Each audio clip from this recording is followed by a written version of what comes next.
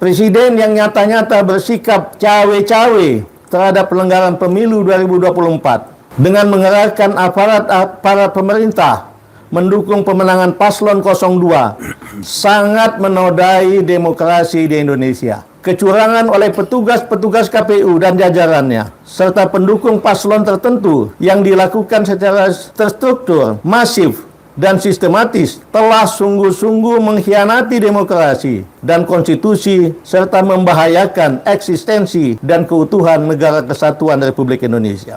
Kami mendesak Presiden Joko Widodo dan semua penjabat yang telah merusak demokrasi dan hukum Indonesia secepatnya mundur.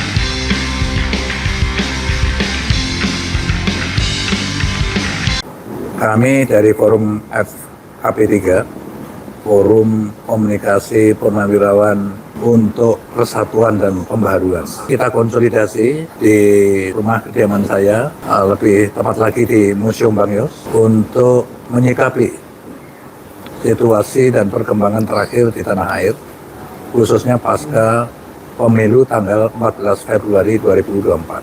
Ya. Nah, apa yang kita hasilkan pada konsolidasi ini nanti akan dibacakan oleh Jenderal Purnawirawan Fahru Rozi, mantan Menteri Agama. Saya persilakan. Pernyataan FKP 3 Forum Komunikasi Purnawirawan TNI Polri untuk Perubahan dan Persatuan dalam menyikapi Pemilu Presiden 14 Februari 2024. Assalamualaikum warahmatullahi wabarakatuh. Salam sejahtera untuk kita semua. Sehubungan telah terlaksananya tahap pencoblosan dalam Pemilu Presiden 14 Februari 2024, FKP 3 menyampaikan hormat kepada seluruh rakyat Indonesia yang telah berpartisipasi dalam pemilu tersebut dengan penuh rasa tanggung jawab. Kami sampaikan juga hormat kepada jajaran pemerintah pusat, pemerintah daerah, KPU, Bawaslu, dan seluruh aparat keamanan yang telah melaksanakan tugasnya dalam pelanggaran pemilu presiden di seluruh wilayah Indonesia dan di perwakilan luar negeri dengan beberapa catatan yang sangat perlu menjadi perhatian. Menyikapi perhitungan suara pemilu, kami sampaikan hal-hal sebagai berikut. 1. Kami akan menerima hasil perhitungan suara yang nyata atau real count yang diperoleh dari pemilu yang jujur dan adil. Kedua, kami yang bercita-cita menjadikan pemilu 2024 antara lain sebagai momen memulai zero corruption, penegakan hukum tanpa pilih bulu, membangun sistem pengawasan kinerja pemerintah dengan mengefektifkan fungsi pengawasan DPR dan seluruh komponen rakyat yang kritis, memberi beberapa catatan sangat buruk terhadap pelaksanaan pemilu presiden 2024 sebagai berikut. Pertama, presiden yang nyata-nyata bersikap cawe-cawe terhadap pelanggaran pemilu 2024 dengan mengerahkan aparat pemerintah mendukung pemenangan paslon 02 sangat menodai demokrasi di Indonesia. Kedua, pemunculan nama Gibran Rakabuming Raka sebagai calon wakil presiden 02 yang dilakukan melalui rekayasa hukum yang sangat memalukan dan langsung disambut oleh KPU tanpa lebih dahulu menunggu revisi peraturan KPU telah nyata-nyata telah mengkhianati konstitusi. Ketiga, penggunaan hukum sebagai instrumen politik untuk menyandera tokoh-tokoh politik agar mendukung paslon 02 selain merusak upaya pemberantasan korupsi, juga merusak sistem hukum dan politik Indonesia. Keempat, kecurangan oleh petugas-petugas KPU dan jajarannya, serta pendukung paslon tertentu yang dilakukan secara terstruktur, masif, dan sistematis, telah sungguh-sungguh mengkhianati demokrasi dan konstitusi, serta membahayakan eksistensi dan keutuhan Negara Kesatuan Republik Indonesia. Berdasarkan hal-hal tersebut di atas, kami bersikap sebagai berikut. 1. Memprotes keras deklarasi pemenangan 02 yang dilakukan berdasarkan quick count yang bukan merupakan hasil resmi pemilu. Kedua, mendesak kepada yang berwenang untuk mendiskualifikasi Prabowo Gibran sebagai paslon 02 pada Pilpres 2024. Kemudian untuk menjadi pelajaran bagi semua pejabat negara, kami mendesak Presiden Joko Widodo dan semua pejabat yang telah merusak demokrasi dan hukum Indonesia secepatnya mundur atau dimakzulkan. Semoga Allah Subhanahu wa taala, Tuhan yang Maha Esa, meridhoi niat baik kita bersama untuk membangun Indonesia sesuai cita-cita yang tercantum di dalam pembukaan Undang-Undang Dasar tahun 45. Assalamualaikum warahmatullahi wabarakatuh. Jakarta, Museum Bang Yos, tanggal 17 Februari 2014. Terima kasih.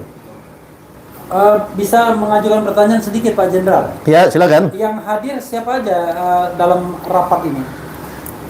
Sebetulnya anggota FKP 3 ini ada lebih kurang, jenderalnya ada lebih kurang 200 orang.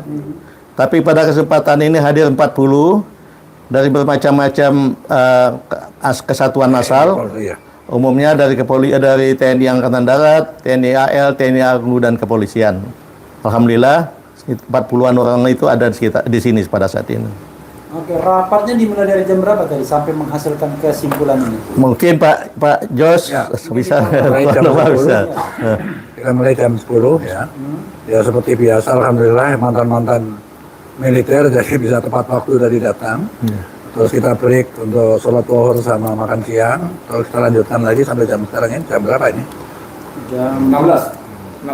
Jam 16. Jadi kira-kira 6 jam lah kita berdiskusi. Ya. Kita juga mencari narasumber yang kompeten gitu sehingga deklarasi itu hasilnya seperti ini. Telah kita rumuskan. Bang Yos, ada dua atau mungkin Pak Jenderal Fahrul Razi ada dua poin yang sangat strong, yaitu diskualifikasi terhadap Prabowo Gibran, dan yang kedua adalah atau mundur atau dimakzulkan Presiden Jokowi. Ya. Landasan berpikirnya gimana? Ya, sebagaimana yang tadi kami sampaikan, cawe-cawe Bapak Jokowi ini sudah menyalahi konstitusi dan sangat berbahaya bagi bangsa ini ke depan. Oleh sebab itu, harus kita minta beliau mundur atau kalau tidak dimakzulkan. Karena kalau tidak, ini akan menjadi suatu presiden yang sangat tidak baik buat bangsa ini ke depan. Itu yang utamanya. Ya, soal diskualifikasi. Diskualifikasi paslon 02, kita lihat sengaja bahwa beliau ini selain telah di kecurangan banyak, beliau berdua ini pasangan ini sangat menikmati dari kecurangan itu dan melakukan selebrasi kemenangan berdasarkan quick count, dan itu sangat merusak pemikiran penalaran dari rakyat banyak, seolah-olah itu sebagai sebuah hal yang resmi formal, padahal itu hanya berupa quick count. Tapi kalau bisa kenan mungkin ada salah satu teman juga yang mendampingi saya, Irjen Polisi Anas Yusuf, untuk bisa memberi tambahan sedikit. Mungkin dari saya bahwa kita tahu tentang tadi kenapa harus didiskualifikasi. Kita tahu dari berbagai fakta dan banyak sekali juga yang memviralkan tentang kecurangan-kecurangan. Tentunya ini juga merupakan argumentasi kita untuk bisa diskualifikasi, termasuk pendaftaran pada saat Capres dan Cawapres 02 mendaftarkan, padahal waktu itu belum diputuskan tentang PKPU umur yang menjadi syarat menjadi wakil calon presiden. Mungkin salah satu itu. Saya dikit Pak Irjen, mohon maaf banget. Ini kan temuan di lapangan menunjukkan, mohon maaf ya, secara institusi kan Polri banyak dilibatkan nih. Sebagai senior di kepolisian, bagaimana perasaan Pak Irjen dan sikap Pak Irjen terhadap soal seperti ini? Pertama, saya selaku mantan anggota kepolisian ya, tentunya kita berpikir positif. Insya Allah mungkin tidak ada perintah untuk itu. Ya. Insya Allah, dan kita berpikir positif. Ya. Tapi di lapangan mungkin terjadi itu, ya bisa saja mungkin ada hal-hal yang deviasi perintah, kita tidak tahu. Yang jelas kita mengharapkan bahwa TNI dan Polri khususnya Polri, tentunya masyarakat mengharapkan kita netral dan justru kita menjunjung tinggi hukum yang ada di Indonesia ini. Satu keprihatinan kita soal mengungkapkan kecurangan. Kan Bapak-Bapak Jenderal yakin bahwa kecurangan itu sudah berlangsung secara TSM, terstruktur, sistematis, dan masif. Iya, betul. Dan biasanya problem utamanya adalah menghadirkan saksi kalau seandainya kita harus menghadirkan saksi di forum apapun. Tapi kan keamanan saksi itu juga menjadi problem. Ya. Mungkin dia takut sama polisi yang bisa memperkarakan, atau takut dengan TNI kalau TNI-nya terlibat. Bagaimana tanggapan Bapak-Bapak sekalian tentang hal itu? Saya jawab dulu. Mungkin itu salah satu fungsi FKP 3. FKP 3 ini kan purnawirawan TNI dan Polri. Kami ikut mengamankan mereka, dan kami tekankan kepada mereka tidak usah takut, kita negara hukum. Di negara hukum tidak ada orang bisa berbuat sewenang-wenang. Dan kami tahu hukum, kalau ada yang melakukan sewenang-wenang itu pasti kami akan mengambil langkah-langkah hukum juga, dan insya Allah itu membuat semua merasa akan lebih aman. Itu dari saya. Gimana? Berarti ada jaminan perlindungan. Ya, pasti. Pak Jenderal, sedikit, ini hari ini, siang ini sifatnya apa? Petisi, pernyataan, atau apa? Satu. Yang kedua, jika seruan seperti ini yang sangat luar biasa, patriotik ini diabaikan juga oleh kekuasaan, apa yang akan dilakukan? Langkah berikutnya. Pak Noh, bisa? Iya. Tentunya.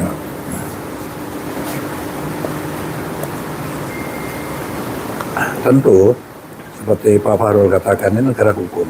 Jadi sudah menjadi hak warga negara siapapun, apalagi di alam demokrasi, untuk menyatakan pendapatnya. Nggak ada masalah, dan itu harus aparat harus menjamin keselamatan dia. Terutama kita tentunya ya, yang sepaham dengan mereka tentu akan kita backup keselamatannya. Nggak, maksud saya kalau seruan seperti ini diabaikan juga oleh kekuasaan, langkah apa yang akan dilakukan? Ya, kita justru khawatir kalau ini nggak direspon akan terjadi perlawanan yang lebih keras, dan itu merugikan kita semua. Betul. Bisa terjadi people power kan. Itu karena itu indikasi kan sudah ada. Saya ngalami tahun 98, itu hanya mahasiswa saja. Sekarang mahasiswa dengan para guru besarnya sudah kompak semua, dan itu di banyak universitas. Itu kan indikasi yang kita baca bahwa ini kerawanan gitu. Karena itu kalau ada komplain dan diutarakan juga sesuai norma hukum yang berlaku, ya harus direspon, itu wajib hukumnya. Ya, saudara sekalian, tadi press conference dari FKP 3 ya, Forum Komunikasi Purnawirawan TNI Polri untuk Perubahan dan Persatuan. Ada ratusan perwira tinggi yang bergabung, dan 40 diantaranya berpangkat jenderal, baik bintang 1, bintang 2, sampai bintang 4. Bintang 7 nggak ada, bintang 7. Sebagian sudah pulang. Sebagian memang sudah pulang karena rapat dimulai pukul 10, dan alhamdulillah sudah menyampaikan satu pernyataan pers, statement, dan ini di tempat kediaman Bang Yos. Dan mudah-mudahan seruan ini bisa didengarkan oleh komponen society, siapapun yang cinta kebenaran, keadilan, dan pemilu yang jujur dan adil. Karena kita menginginkan agar hasil itu adalah yang sebaik-baiknya, yang sejujur-jujurnya, terlepas siapapun yang akan dinyatakan sebagai pemenang. Itu saja saudara sekalian. Terima kasih Bang Yos, terima kasih Pak Jenderal Fahrul Razi. Mudah-mudahan perjuangan mendapatkan kebenaran. Wassalamualaikum warahmatullahi wabarakatuh. Assalamualaikum warahmatullahi wabarakatuh.